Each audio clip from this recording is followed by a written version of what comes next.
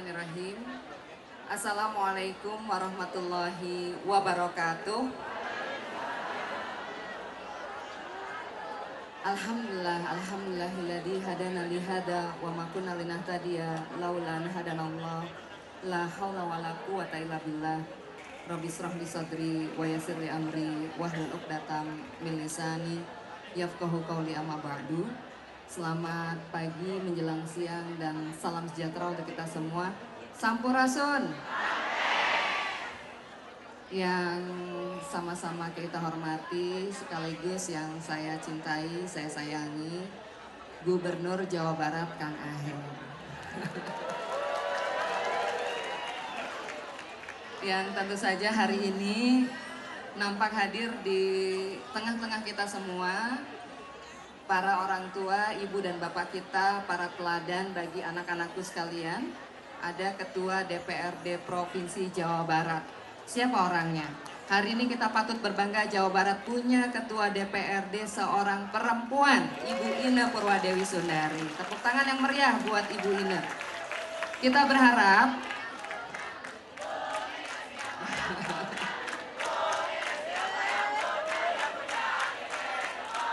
ya, kita berharap kalau Ketua DPRD-nya perempuan, beliau memiliki penghayatan, pengalaman hidup yang jauh berbeda dengan seorang laki-laki, dengan seorang bapak. Maka berbagai program yang berpihak pada kepentingan dan kebutuhan anak-anak Jawa Barat tidak ada yang dipotong, tidak ada yang dibatasi. Semuanya didukung penuh oleh DPRD Provinsi Jawa Barat. Ya, tentu saja yang juga hadir di tengah-tengah kita pada hari ini adalah Deputi Perlindungan Anak Kementerian Pemberdayaan Perempuan dan Perlindungan Anak Republik Indonesia, Bapak Dr. Pri Budiarta Nur Sitepu MSI. Hatur nuhun Bapak. Bapak ini sangat setia memberikan dukungan yang sangat besar bagi upaya pemberdayaan perempuan dan perlindungan anak di Provinsi Jawa Barat. Terima kasih Bapak. Dan juga hadir Kepala Pusdiklat KKB BKKBN Bapak Dr. Andes Ipin Zainal Arifin Husni MBA. Hatur nuhun Pak. Ya.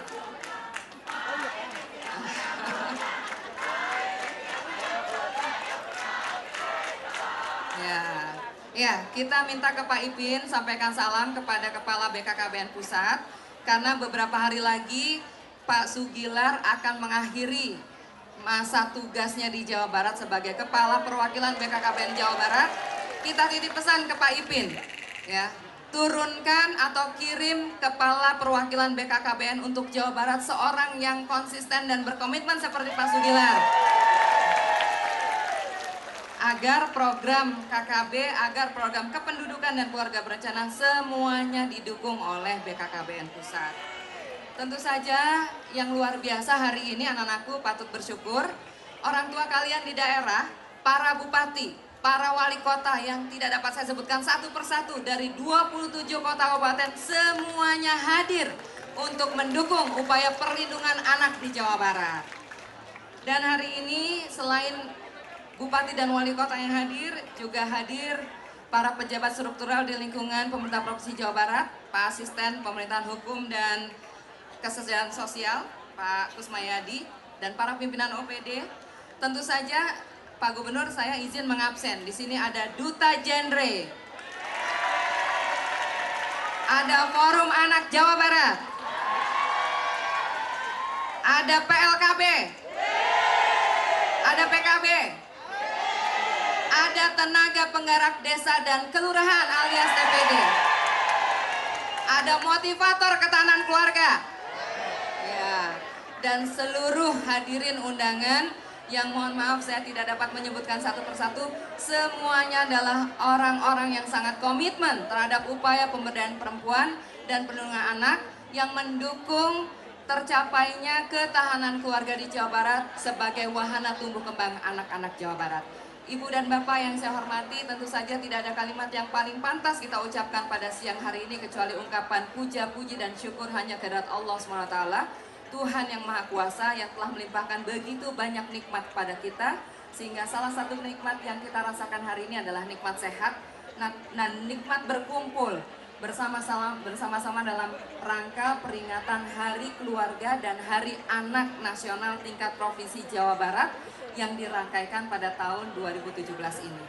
Kita berharap mudah-mudahan berkumpulnya para orang tua, berkumpulnya para pejabat struktural, baik dari tingkat pusat maupun di tingkat provinsi, kota, kabupaten se-Jawa Barat, ini akan semakin memperkuat ya komitmen kita untuk memberikan perlindungan yang optimal bagi anak-anak Jawa Barat lewat ketahanan keluarga di tengah-tengah masyarakat Jawa Barat. Hari ini kita bersyukur pemerintah memiliki komitmen bahwa setiap tanggal 29 Juni diperingati sebagai Hari Keluarga, dan menurut Kepres nomor 44 tahun 1984, tanggal 23 Juli ditetapkan sebagai Hari Anak tingkat nasional.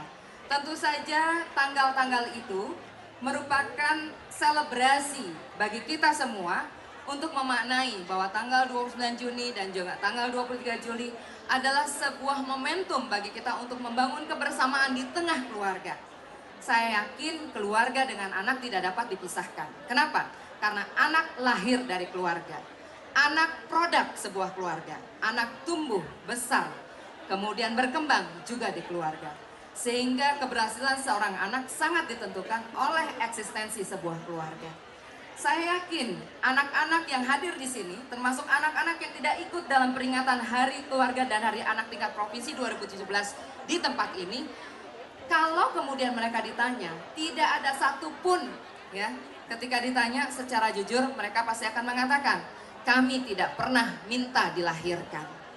Dan tidak ada satupun seorang anak yang lahir ke muka bumi ini yang dapat memilih siapa orang tuanya, siapa ibu dan bapaknya. Kalau boleh memilih, kalau kemudian diberikan privilege pada seorang anak untuk memilih siapa orang tuanya, pasti seorang anak akan memilih orang tua yang soleh, orang tua yang sejahtera, orang tua yang memiliki parenting skill, orang tua yang mampu melindungi anak dari berbagai bahaya zaman, orang tua yang mampu membela anak di tengah karut-marut zaman yang ditawarkan oleh era globalisasi. Oleh karena itulah hari ini, mari sama-sama kita perkuat sistem ketahanan keluarga kita. Mari kita perkuat institusi keluarga kita. Karena kita semua yakin tidak ada satupun bangsa yang akan bergerak maju dan kemudian menjadi bangsa yang kuat tanpa institusi terkecil di tengah masyarakat, yaitu keluarga. Oleh karena itulah hari ini saya sangat prihatin dan mudah-mudahan ini menjadi keprihatinan kita semua. Berbagai kasus yang terjadi, entah itu kekerasan, eksploitasi, diskriminasi, banyak menjadikan anak-anak kita sebagai korban. Satu kasus yang membetot perhatian masyarakat Indonesia secara nasional, Pak Budiarta, Pak Pri, adalah kasus BL, anak 15 tahun yang menjadi korban perkosaan di sebuah provinsi di Indonesia, bukan di Provinsi Jawa Barat, tahun yang lalu menjadi korban perkosaan. Ya, tanpa pengetahuan yang memadai, si anak yang merasa perutnya sakit, dia datang ke sebuah puskesmas, dia datang ke seorang dokter, dinyatakan sakit mah. Padahal pada saat itu dia sudah mengalami kehamilan akibat perkosaan. Dalam kondisi kehamilan yang tidak diinginkan, BL, seorang gadis 15 tahun, dia terpanggil untuk membantu keluarganya. Dia bekerja sebagai PLRT di sebuah bilangan Jakarta Selatan di Provinsi DKI Jakarta. Pada saat kelahiran sang jabang bayi akibat perkosaan, dia merasa ada sesuatu yang mengganjal ya di vaginanya. Dia tariklah yang dianggapnya mengganjal, itulah yang membuat sang jabang bayi lahir tanpa menangis. Itu yang membuat jaksa penuntut umum menuntut anak di bawah umur 15 tahun ini dengan pasal 76C Junto pasal 80 ayat 3 Undang-Undang Perlindungan Anak sebagai kekerasan terhadap anak yang mengakibatkan kematian. Dan ternyata dalam proses persidangan JPU kemudian memberikan ya sebuah vonis penjara 8 tahun. Padahal dalam Undang-Undang Sistem Peradilan Anak ya, dari tuntutan yang maksimal hanya boleh diberikan setengahnya. Tuntutan maksimal adalah 15 tahun. Ya, yang seharusnya kalau setengahnya berarti 7,5 tahun. JPU memberikan hukuman atau vonis 8 tahun. Ini adalah gambaran betapa ternyata petugas medis kita tidak memiliki perspektif terhadap korban perkosaan sehingga dideteksi sebagai penyakit MAH. Kemudian ketika mengalami kekerasan seksual seperti itu, ya, seorang anak juga tidak dipahami sebagai korban. Inilah potret anak-anak kita. Belum lagi yang terjebak pada pergaulan bebas, belum lagi yang kemudian menjadi korban pedofil, laki-laki penyuka sesama jenis, belum lagi yang kemudian terjebak pada narkoba, belum lagi yang kemudian karena persoalan asmara, ya, mengakhiri hidupnya dengan sebuah pilihan yang sangat merugikan diri sendiri. Ini potret anak-anak kita. Sehingga hari ini mau tidak mau, kalau kemudian kita sebagai orang tua, sebagai orang dewasa, sebagai unsur pemerintah, sebagai kelompok masyarakat, mari sama-sama kita bersatu padu. Kalau kemudian keluarga-keluarga kita memiliki kesadaran yang penuh, tentu ini akan meringankan tugas pemerintah dan negara untuk menyiapkan calon pemimpin masa depan yang luar biasa, sangat sehat, cerdas, kreatif seperti Genre dan juga Forum Anak Jawa Barat. Saya yakin, ya, saya yakin ketika keluarga-keluarga di Jawa Barat, keluarga-keluarga di Indonesia mengawali pernikahan yang terencana dan memiliki visi, membangun komunikasi, kemudian menyelenggarakan sebuah pola interaksi di keluarga, visi, komunikasi, interaksi, maka saya sangat yakin keluarga-keluarga seperti inilah yang akan mampu melahirkan anak-anak sebagai pemimpin masa depan. Karena anak-anak hari ini adalah pemimpin masa depan. Kepada mereka lah kita titipkan masa depan kita. Kepada mereka lah kita titipkan perjalanan bangsa ini. Kepada mereka lah kita titipkan estafeta kepemimpinan para orang tua untuk dilanjutkan. Kita yakin Indonesia layak menjadi negara yang besar dan maju kalau semua orang tua yang ada di pemerintahan, yang ada di masyarakat, semuanya berpihak pada kepentingan terbaik bagi anak-anak Indonesia. Siapa yang bisa memenuhi itu? Kita yakin orang yang bisa memenuhi itu adalah orang-orang yang berkumpul dalam institusi keluarga yang sangat visioner, membangun ketahanan keluarga, membangun keluarga yang bahagia dan sejahtera. Bukan hanya membangun selebrasi pada tanggal 29 Juni dan tanggal 23 Juli, tapi setiap hari adalah hari keluarga. Setiap hari adalah hari untuk anak-anak. Setiap hari ada kata cinta dan sayang untuk keluarga dan anak-anak. Sekali lagi kita berharap mudah-mudahan momentum ini menjadi ruang kesadaran bagi kita semua, bahwa kita semua harus membangun ketahanan keluarga, sehingga setiap anak yang lahir dari keluarga yang memiliki imunitas dan antibodi mampu melanjutkan estafeta kepemimpinan Indonesia di masa akan datang. Billahi taufik wal hidayah. Assalamualaikum warahmatullahi wabarakatuh.